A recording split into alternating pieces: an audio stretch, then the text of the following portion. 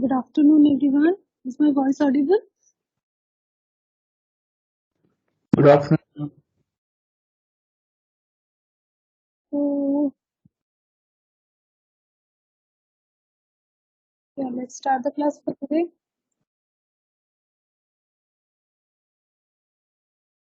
So, one small announcement for the lab students only. I think in one of the problems there was the question asked to for the linked list one. I think I had asked the test cases for the sorted one. So since I have not covered that part, so I'll exclude that part. So without sorting also, if your code is correct, then we'll be getting the marks for it for the lab one. Okay? Okay, ma'am. Yeah. Ma'am, Okay. we have Then had this Wednesday, right? you wouldn't have this one for when. Okay. Okay. You didn't have the lab. You Ma'am, had. I have lab on Wednesday, so I was just we have had on Wednesday, right? Huh. Yours is different. I'm talking about the people who have just given the lab exam. Already given the lab exam. Last week I'm you on Friday. We came on Friday. Friday. Yes. Vipin, you are there in the other group, right? Yes, ma'am. You are there in the other slot. Okay. Yes. No, this is not for you. Ma'am, actually, you joined me. You sent me a group link for the WhatsApp, and I was in the same slot as Friday. So I thought my exam is on Friday, and I was worried that I skipped the exam. That's why. Then I came to know, no, I'm my Yeah. exam. Yes, I have removed you from that slot, and you are there in the other slot. That I know. That's not true. Okay, so okay, then we'll start the class for today. So last week, what are the things we discussed in the last class?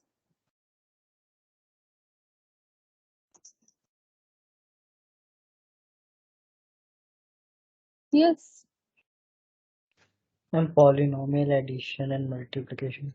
right. And what else?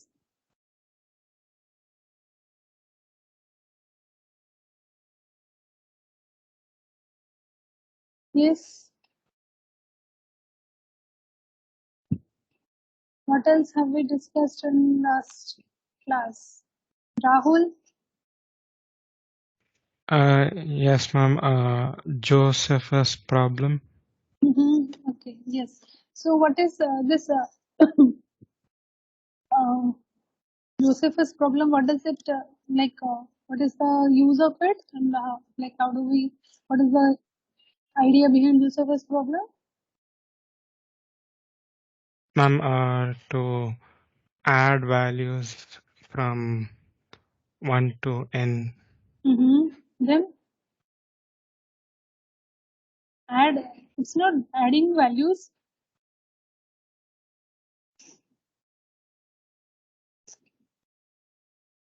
Parth.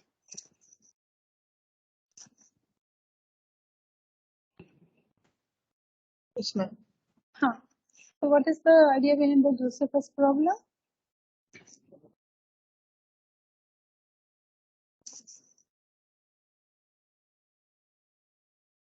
Yes.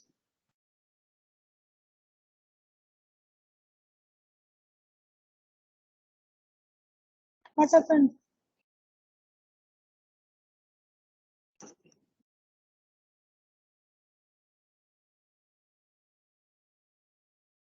Yes, Parth. What happened? Muskan.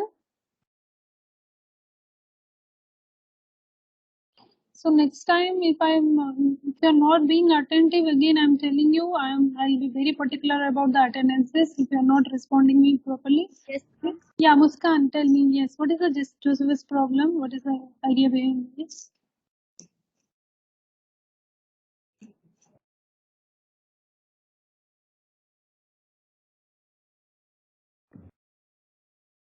ma'am. Actually, I don't remember properly. Ma'am, it's like if we are executing a particular variable, like then it comes back to it. Like it's a basically circular linked list implementation is there. I don't remember exactly. Okay, next time onwards, all of you please be attentive the classes. Okay, who else can tell?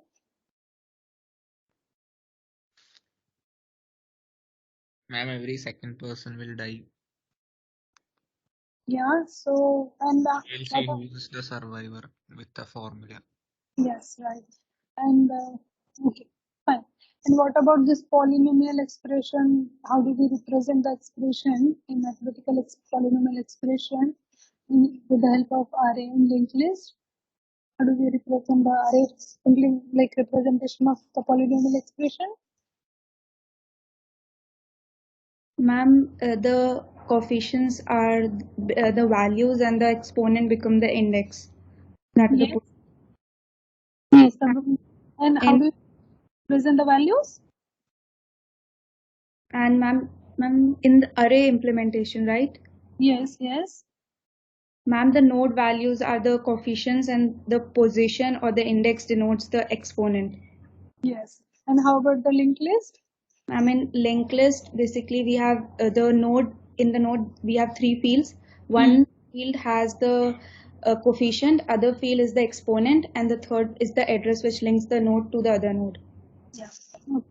So basically, these two implementation of linked list we have discussed, and in this class we'll see another topic that is the. Let me share my screen. I will be discussing about the algorithm analysis, the runtime analysis. Okay. Is my screen visible? Yes, ma'am. Yes, ma'am. Yes, ma'am.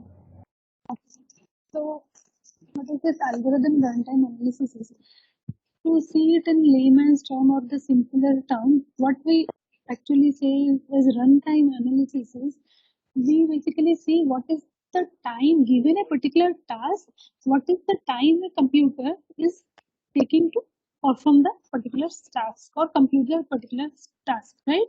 So this is the runtime analysis, and along with that, what we say is we see so what is the input size we are taking? If the input size is increasing, what is happening with the time factor? Okay, if you see like if this is your number of inputs, if you are giving smaller inputs, what is happening? If you are giving like larger inputs, what is happening with the time like field? So we are just seeing the behavior of the algorithm means in terms of time what based on the inputs what is the behavior of this time graph. Okay, so that we call it as the time complexity. If when we see when we talk about if the input size is increasing, what is the time graph? Okay, is there any change in the time graph or not? In this particular behavior we call it as asymptotic behavior. Okay, asymptotic behavior where we are checking like this is explaining the limiting behavior. That means what is the time if the variable size is approaching towards infinity, that means what we are giving a limit to it.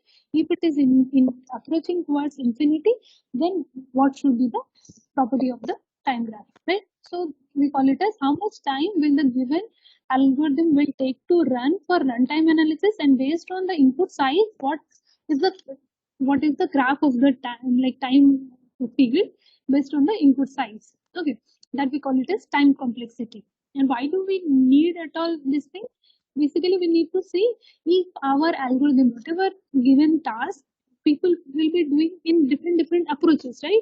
And some approaches would be taking longer time, some approaches would be taking shorter time. So what which one is the efficient one? Which algorithm is the efficient one? Are you having any redundant ports? Can you delete those like lines of ports or the repetitive ports which is not needed? So for that you have to have a efficient algorithm to and how to check the efficient algorithm? You can check in terms of like how much time it is consuming based on the input. Is this clear?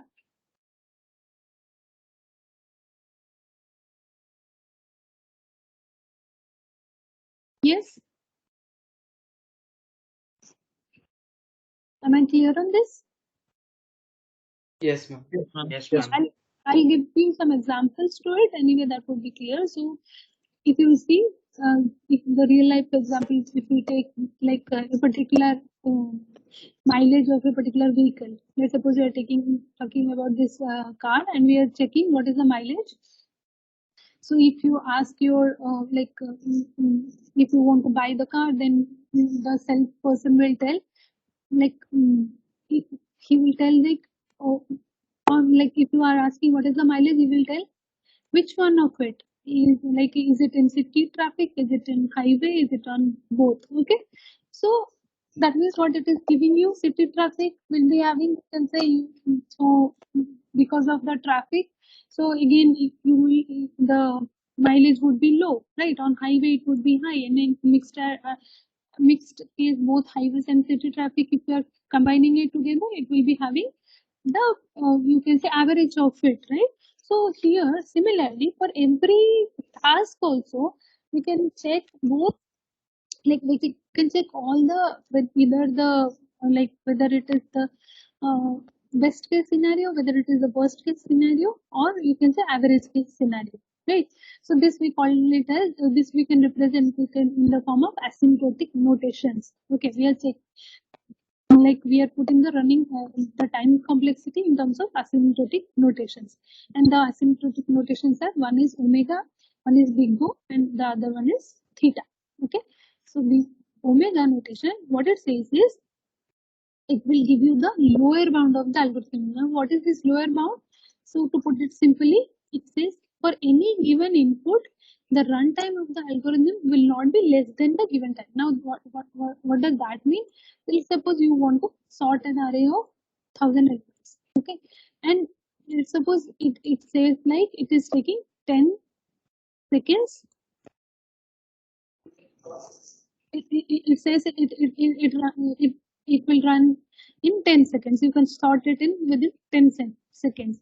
That means what this omega or the, we can say, uh, this particular notation of the time complexity, the asymptotic notation for this particular uh, omega notation, it says is it will not be less than this time. Like it cannot be run in 8 seconds or it cannot be run in 9 seconds or so. Right? So that means what?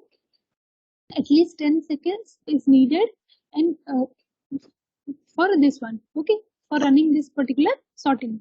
Similarly, big O notation, this is this with the upper bound of the notation. Okay, so upper bound of the notation means what? We can say that given an input, running time of the given algorithm will not be more than this given time. Let's suppose again you are saying about for sorting this array you are taking 10 seconds. So the running time of the given algorithm will not be more than this 10 seconds. Okay. So here in these two cases, why do we need this one is, let's suppose you want to assign some of the, you can when you are assigning the resources for running this particular sorting, then you know at least what is this like lower bound. Okay, so with that you can assign that resource for that much time. Okay, similarly when we are talking about the big notation, that is the worst case. In worst case, how much time it is taking. Okay, so in worst case it is 10 seconds it is taking. And why, where we need this type of conditions, when we are having, like let's suppose we are having the airbag control for a vehicle. Okay, in that case we have to we need to know what is the worst case, like what is like at maximum what time it takes. Okay, so that means what, it will not go beyond this one, this 10 seconds. It can run in 8 seconds, it can run in 9 seconds and all, but it cannot go beyond that. Whereas here, this is the, we can say it can be of 11, 12 or more than that, but it can like it cannot be 8 seconds or 9 seconds or less than this one, right? Similarly, theta notation will tell you whether the upper bound and the lower bound are same or not. Or basically, to put it simply, given the input, the running time of this one is giving you the on an average what time it takes. So how I'm saying on an average, like based on your computer's configuration, based on your RAM capacities, and the based on the size of the input, it might take, let's suppose for if you are sorting this one 1000 array, it may take 10 seconds in one, 11 seconds in another run, 13 seconds in another run. So on an average, what is the value that is given by this theta notation? Okay, and this is the representation of, given this input size, increasing the size, what are the graphs for the particular different cases. We'll see the different cases in terms of the order of the various notations, but the basic representation for these three cases are runtime analysis notations are, one is omega, where we see the lower bound, this is the big O notation where we see the upper bound, and the theta notation where we see the average case. Okay, is this clear so far? Ma'am, how do you know what is given time? The given time is, you are telling about a particular unit of time. It may be like, I'm not asking about how many seconds or how many milliseconds. I'm asking about the generalized version of it. One unit of time, you can call it as 1 second, or you can call it as 1 millisecond. So they on, and like I'm talking about, it will be changed from different system to system also.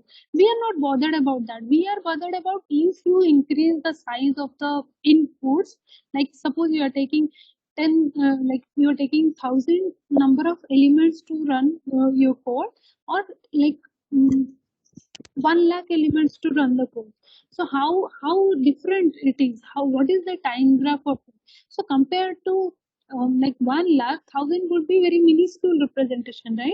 I'm not specific about the time on dot. This is a function we are talking about. We are talking about the function t of n, you can say. We are talking about t of n in terms of, I can take this as 1 unit of time, as 1 second or 10 seconds or any kind of thing. We are not bothered about that. We are bothered about how many units basically we can take. Okay. Yes. Yes, ma'am. So we'll see Yes, this example. Let's suppose we are having this array, and this array is not sorted. We need to see the three cases which we have discussed. So three cases in terms of, if you see, if I want to access the first element of the array, so how much time it will take? It will take 1 unit. 1 unit can be a function of time. I'm talking about as 1 second or 2 seconds. You can take 1 unit of time. Okay. So this case I can take it. It will not take beyond that 1 unit of time to access this element. Okay, that I'm keeping in terms of omega of 1, right? So in we can say that at any given input, for any given input, running time of the given algorithm will not be less than the given time. That means what? If I want to access the first element, it should not, whatever unit I have, like it is there to run, it won't go beyond that. Okay. Similarly, big O notation, if I want to find out access the last element, so it will take the, like how many elements are there. Let's, so here this dot dot dot is presenting you have many elements into it. Similarly, this one, let's suppose you have 1000 elements to it. So in this case, it says for any given input, running time of the algorithm will not be more than that. Okay, that means what, if you have given 10,000, if you are having 1000 elements and you want to access the last element, the 1000th position, then the runtime would not be go beyond this 1000 units. Okay, so that is the big O notation. And the theta notation is like, let's suppose I want to access the value 54, or I want to access the value 3, so I can, so this will take me 3 units, this will take me 4 units. So on an average, what it is taking? So that is the average case analysis. Okay, so these three are the notations for runtime analysis, and I'll give you in the form of graphs. How does it represent this? And Ma'am, what is n and n by 2? what? N and n by 2 in the previous slide. This one. So this one on an average, when you are taking omega, it is 1 because 1 unit of time. This is n units of time. This is taking on an average. That's why you are doing n by 2. Okay. This is the representation of the total number of units you are doing the on an average what it is taking. That's we are taking n by 2. Okay, this is the representation. Okay. Yes, ma'am. Now, what we have discussed in the previous 1 or 2 slides, I'll show you how do we graphically present those things. So let's suppose this is our one algorithm, one task where it is giving the size of the array here in first case is 100 elements. Okay, and it is taking for particularly for having one particular task, it is taking 0.22 milliseconds. Now we have increased the size of the array, and this one same problem it is taking 1000 for 1000 elements of the array it is taking, let's suppose, 2.3 milliseconds. So here what happened is here the time is increasing linearly. Okay, and you are presenting in terms of like size of the array. If this is the size of the array, if it is increasing, and this one also is increasing almost linearly. Okay, in this case what you say is, so I'll come to the problems that takes this type of time graph. I'll give you, but as of now just see if this happens in some case, if you are increasing the size, it is increasing, time is increasing linearly, then what you can represent is you can put it in the form of mathematical expression, the same one. So you can say I'm calling some constant into n plus b. Okay, this is another constant. I can put it in terms of mx plus c format for this linear straight line, right? So in that, what we need to do is we need to apply 2 rules. One is keep the fastest growing term. We have to keep it. Okay, we can discard this one, and again here after performing this one, you can drop this constant also. Okay, so this has become, now we can represent it in terms of O of n, that is order of n. Okay, now when does this happen and why are we like keeping only the fastest growing term? That we will see this example. And so in this case, as I said, the previous one, order of n. So when do we have this type of problem? That is, let's suppose I want to have the, I'm given some numbers and I just want to print the square terms of this particular numbers. So how can I do that? Let's suppose I have 4 elements, so I can run a for loop starting from like the first index to the nth index, and I can just square the numbers. Okay, just squaring the numbers and return the squared value. If it is for 4, it will be what? It will give you an 0 to 3. If it is for 1000 elements, so it will run for, you can say, when we are taking this for loop, it will be having 1000 number of times, right? So this is taking order of n time. Okay, if you have n elements, it will run the loop for n times, right? So that we call it as, like here, if you are increasing the size of the input, you are here time factor also is increasing linearly. Okay, when you are having the n this type of for loop, is it clear?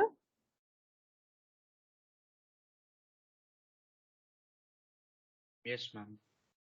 Now you see the constant the order of 1, the time, if the time is of order of 1, such scenarios. So in such scenarios what will happen is, so you are giving the unit as 100 and you are giving the element as 1000, still both are giving almost similar, like same time to run. Now when does this type of thing happen? That we will see. So here the representation is, even if the size is increasing, the value is increasing, the time is almost constant. And here also we have to check this as we will keep the fastest growing term. So here this is a constant. We represent it in terms of order of 1. That is, it is taking 1 unit of time. Okay, here you see the 1 unit is 0.22 milliseconds. So when does this happen?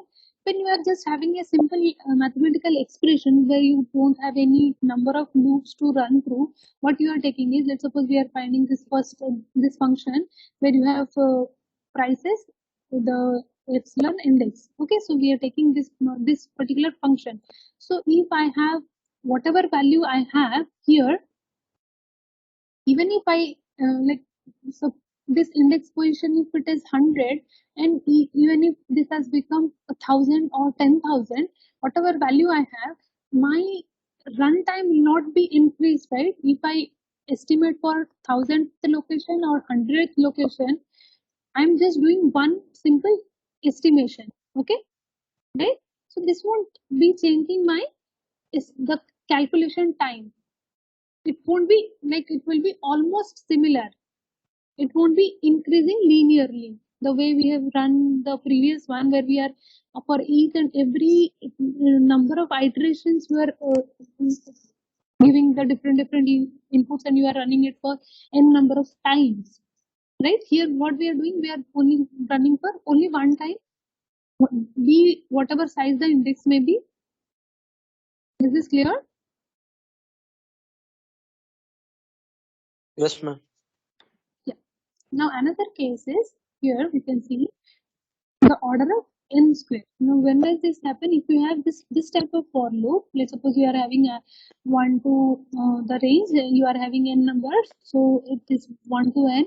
Similarly, you are having this j in range like I plus 1 to n. You can have it can run for n minus 1 times, right? So for loop inside for loop, that's why you are multiplying these two terms. So it will be order of what, n square. Okay, so if you can take order of n square minus n, in this case also means you can keep only the fastest growing term. Y will come just in a y. So this is the representation of like a of n square plus b, where you are keeping the fastest growing term. Now you can have this type of thing also, where you have the thing which we had already there in the last slide, and another for loop, a separate for loop I have created. So that also is running for n iterations. So I can add the time complexity by taking all of it. So this would be the n square, this is n, and the constant term. So in this case, if you see the example in the next slide, what we are doing is we are keeping the fastest growing term and dropping the constants. So let's suppose this is our equation, 5n square plus 3n plus 20. So in this case, what happens is, so you have taken example n equal to 1,000, and you estimate the time value. Compared to this bigger value, the other two values are very small. Okay, so in this case, that's why what we are doing is, we may, like, if you increase further value of n still higher, then this would be still more lesser compared to the order of the n square term, right?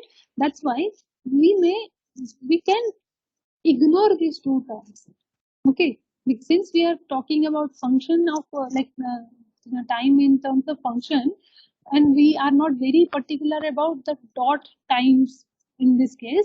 If this is higher and this is, like, compared to this, it is very small, you can just ignore these two, the smaller terms, the constant term, and even you can ignore this term also, the nth term also. Only the square, the highest order term will be retained. Is this clear? Yes, ma'am. Okay. So now we'll see certain features where these are the time complexity in terms of order of 1, order of log n, order of n log n square, n cube, 2 to the n. So this is the constant one, this is logarithmic, this is the linear one, linear logarithmic, then quadratic, cubic, exponential. So, and there are certain examples for each of it. Okay. So this as and when we go to those particular problems, we will see. But this is like already someone has found out, okay, or adding one element at the front of the linked list is taking order of one time. That you can take the logic which we have already explained, and you can see code wise what is the time it is taking. How are we going to do? I'll show it to you.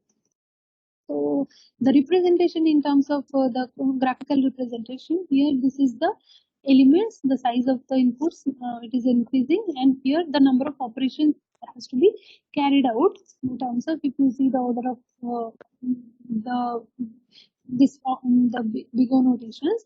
Here what we are seeing is this order of one is almost it is lying here, this blue line is lying below the red line. Okay, that means what, even if you increase the elements, it is not changing the time for executing the operations. Okay, there are very few operations you need to do even if you increase the size. Okay, that's why it is constant time. Similarly, order of log n also is almost tending to this one. Since we are checking in one single graph the factorial, exponential, all the terms, that's why it is seeming that it is almost overlapping with each other. But if you enlarge it a bit, it will be little more like higher than this, the x-axis graph. Okay, the logarithmic part. We'll see how do we find out this log n, when do we find out this order of n and n square. Various cases we will consider. Okay, now I'll give you one example to it. So when we are seeing this iterative algorithm, how do we find out the time complexity for a particular iterative algorithm? So we have seen it, like roughly we have seen how do we do given a particular loop type of situation. So here what we are doing is, suppose we are having this array which is unsorted. Okay, and how do we find the time complexity of this iterative algorithm? So what you do given this unsorted array, you can say you take this function and you assign the biggest number as the zeroth index value. Okay, and you check from the second position till the last position, you check loop through it and see if your array I position is greater than the biggest number. So if it is then you just update the biggest number, go for the third position element and check with the current biggest number, and so on and so forth. You trace all these elements of the array and you find out at the end you return the biggest number. For that, if you see what we are doing is, so assigning the array in like to the biggest number, it will take, here we are not having any loops, here we are just doing the assignment. That's why it is taking order of one time. It's a constant operation. Okay, next one, here you are looping through 1 to the length of the array, right? The length of the array minus 1, so 1 to n you are looping through. That's why it is taking order of one time, order of n time. Next, for you are just checking array I is greater than the biggest number or not. Okay, so this is again a constant operation. Next, you are assigning this updated array. If it is bigger, then you are just assigning to the biggest number. Again, order of one. Then returning the biggest number. Again, order of one. So if you take all the things together, what will happen is, if you take order of n plus order of one, again you will be getting order of n. Okay, compare if you compare the larger size of the inputs. Okay, next one is order of one, right? So these two we have taken. So order of here, this one order of one, order of one. So if you add all these things together, you will get the time complexity of order of n. Okay, is this clear so far? Yes, ma'am. Yes, ma'am. Okay, now we see the time complexity of the recursive type of algorithm. So in this case, again, this is the same unsorted array. How do we approach this one is, so what we are doing is, here this is the array and you have the number of elements of the array that you have, and you just take this highest, the variable highest, you take it as static. That means what, you assign this to a particular value, integer dot mean, right? That means what, integer dot mean of the integer values. So you have the integer dot mean as, I think, minus 2. 2 to the 31 or something, the value approximately that. So this value you just assign to the highest value, and you start with if n equals to -1. That means what, there is no element in the array. So you check if it is there, then you just return whatever value you have highest. So now n is not 1 because n is not equal to -1 because n is pointing here to the last element of the array. So it will come to the else part. It will say if an, that is the element in the last position, is highest, is greater than the highest or not. So highest you have defined to the very minuscule small value of the integer. So you are updating it to the highest. So now highest would be 10, right? Next case you will do the recursive call of the same one having n minus 1. So now your pointer would point to the n minus 1 location, and it will be compared with the already existing highest number, that is the 10, and so on and so forth. You can go to n minus 2 till you reach n equal to -1, and whatever value, highest value you have gotten from there would be returned as your like output. Okay, is this clear? Ma'am, I have a doubt. Yeah. Ma'am, integer dot mean means the what value it will take. Integer dot mean is a value which is the lowest most value which they assign for integer, that is coming around approximately -2 to the 31 or something. Okay, you can check in the web, it will be there almost approximate value, I guess, as far as I remember. So that value you assign with the highest one. Then whatever value you are getting in your last index position, you compare it with the this highest, which is the integer dot mean value. Okay. Oh, okay, ma'am. Thank you. So, and how do we do the time complexity? So here, what we are finding, basically, we are finding the function of n we want to find, right? So for finding the function of n, if you see here, so for assigning this highest to the integer min, we are taking order of 1. Then here, if checking if n equal to -1, order of 1, returning order of 1, else is order of 1, this one is order of 1, this one is order of 1. Now next, the last code is we are taking t of n minus. Okay, since we are doing the recursive call, it will take t of n minus 1 time. Now how do we present this t of n in terms of the order of n? So for that we will have this, as we know the recursive functions, we have some base conditions and we have some like few equations to solve, right, till we reach the base condition in our equation.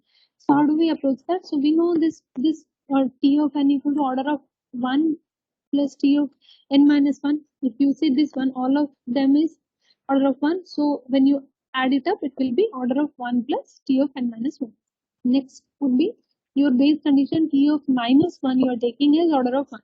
So here if you see, you are taking n equal to -1 means which one, only this and this would be run. Okay, so that is order of 1. So here we are assigning as order of 1. Next, you are taking t of n minus 1. So t of n minus 1 would be order of 1 plus t of n minus 1 minus 1. If you replace it here, similarly you go for further one more equation, t of n minus 2. So order of 1, t of n minus 2 minus 1. Now to solve this t of n, if we are taking, let's suppose we are calling order of 1 as some unit 1. Okay, and we are taking 1 plus t of n minus 1 and 1 plus this t of n minus 1, if you replace, it will give you again order of 1 is 1 plus t of n minus 1 minus 1, that is t of n minus 2. So 2 plus t of n minus 2. Now further diving down to t of here, assigning n with n minus 2, you can put it as t of 2 plus 1 plus t of n minus 2 minus 1. So it will be 3 plus t of n minus 3. If you generalize to the k term, it will be k plus t of n minus k, right? And if you go further, if you are taking k in terms of n plus 1, so n plus 1 t of n minus, in place of k we can put n plus 1.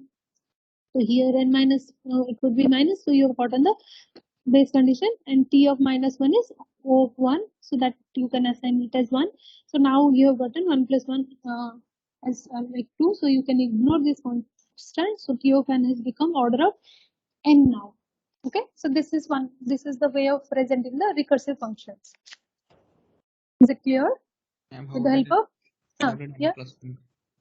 Which one? N+1. This one.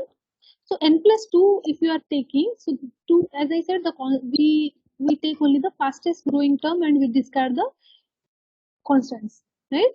Compared to size, let's suppose compared to like 10 billion, this won't be any, this won't be presenting any, adding any value to it, right? No, ma'am. How did K become N+1? No, this is the Yes. generalization term we are taking. We need to find out from for Tn, this has not become K. K has not become. We are just adding on. We can add until infinite, right? We can have any Yes. number of values, right? We have started from 1, we can go till infinite. And since we want to solve this time complexity this function, we need to see how do we find having this recursive function, how do we achieve at least to the base condition so that it will be giving us the value in terms of uh, unlike in terms of function, we need to find out what is the order, what would be the order. Okay, so that's why we are just assigning it. Is it clear? Yes. So now I'll give you another part of this complexity, that is the space complexity. So here what it does is it will measure the total amount of memory that an algorithm is taking. Okay, for running the inputs, given the input side, what is the memory it is occupying. So here you will have for space complexity, it is similar to a little bit similar to the time complexity. Here what we have a fixed part and a variable part. Fixed part in terms of, let's suppose we consider this algorithm where the algorithm is taking this function and you are having x, y, z variables. Okay, and for this case, what you are doing is you are just performing this equation where you have x into y into z plus x plus y. So these are your these three variables you are taking, and these three variables will be having some if whatever data type it can be. So based on that, here we what we are taking is we are just finding out the value of the this mathematical expression. Okay, so and you have one value to it, one value to y, one value to z. Okay, so here this we can call it as a fixed part. We don't have any variable to it, right? Variable in the sense we don't have any looping to it. We are not assigning many values to this, and we are not finding out a particular expression. We are just having simply one value for each term, and we are just finding out this expression, and we can keep it in terms of if x and y and z are taking 3 units and the return this value, let's suppose if this is the result, you are taking another way box to keep your result of the specific data type. Okay, so this is the representation of the space like the required space for this particular algorithm where we have the fixed size. Okay, the fixed part we don't have the variables, whereas here what we have is, let's suppose we want to sum of a particular set of numbers. Okay, the number can be of the number of variables can be, number of elements can be n in that. So what we do, we take this x variable, n variable, and the total we want to sum it up. So start initializing total with 0. We take I1 to n. What we do is total equal to total plus xi. So now this xi is the variable part given if you are giving n equal to 10. That means what, you need to create 10 sizes to it. Okay, 10 index. If you are having n equal to 1000, you will create 1000 spaces to it. So this is representing in terms of the variable size here. So if you represent this in terms of space complexity, you can present it as a space fixed part plus variable part, where we have the variable part for this case. Since so for fixed part here we have this x, n, and total 3 variables.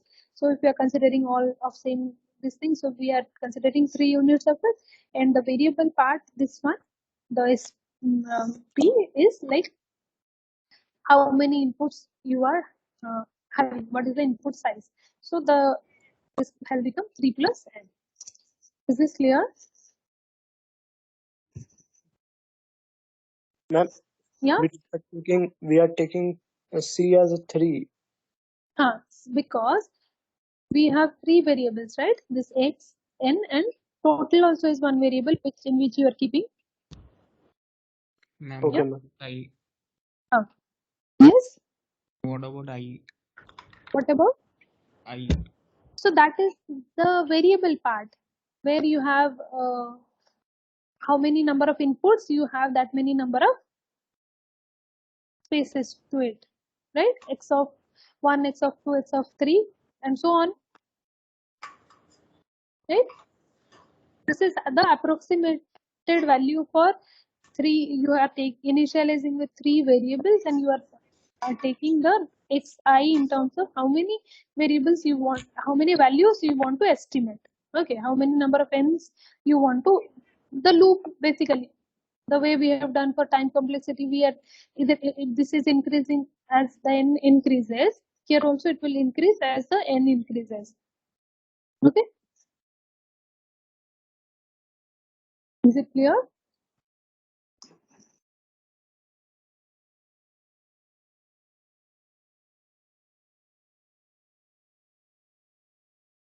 Is it clear? Yes, ma'am. So yeah, that's it for today. So basically, I've just covered the very basics of time and space complexity. We will be solving the problems the way we have seen in the types of problems where we can solve the time and space complexity based on the algorithms.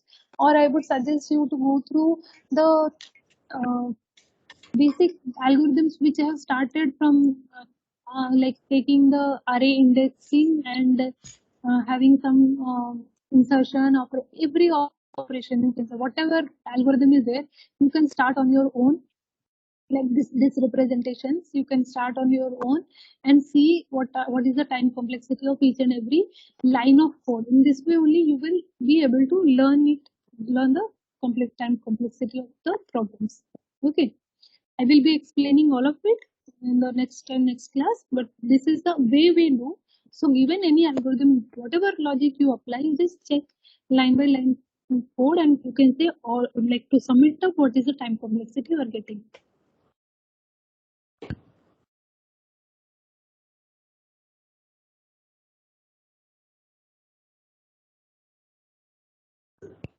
Is it okay? Is there any doubt? Okay then. Okay then. So yeah, we are done for today. We'll meet in the next class. Ma'am, Yes. Ma'am, what is the DA1, ma'am? Is it the quizzes or is there anything extra? Which one? DA1, ma'am. I have not given yet the digital assignment. Quizzes are the thing which quizzes and classes assignments are the things which we are doing in the class. Okay. The digital assignment is different. So like probably by next week or in the maybe after CAT 1 week, next to CAT 1 week, I will give you the digital assignments. Clear? Okay. Yeah. Ma'am, if you okay, ma'am. Before CAT 1, it would help us to prepare for an exam. Yes, like we are planning to. There are various few things we are considering, like whether it will be just giving you the assignments or whether it will be in any online platform. So that we are, as I discussed in the first class, we are discussing about that. But anyway, I'll be giving you some sample questions for before CAT. Okay. Ma'am, can we have Okay, a thank recent class? Sorry. Like a recap Recap. for CAT. You want a recap of all of it? Yes, ma'am, like important words. Sorry? Important ones. The important ones, every class I'm taking it as important only. So don't think one thing is important than others. All of this starting from the array, starting from everything. But if you have any specific doubts, you will have some class and you can like approach me anytime before cat 1. That we will do. Okay. Is it okay? Yes, ma'am. Yeah. Yes, So ma'am. you go through all the videos. You let me know if you have any specific doubt in specific particular class. We will have the discussion of those topics and all that. Any time before cat you can tell me. We can rearrange one more class for it.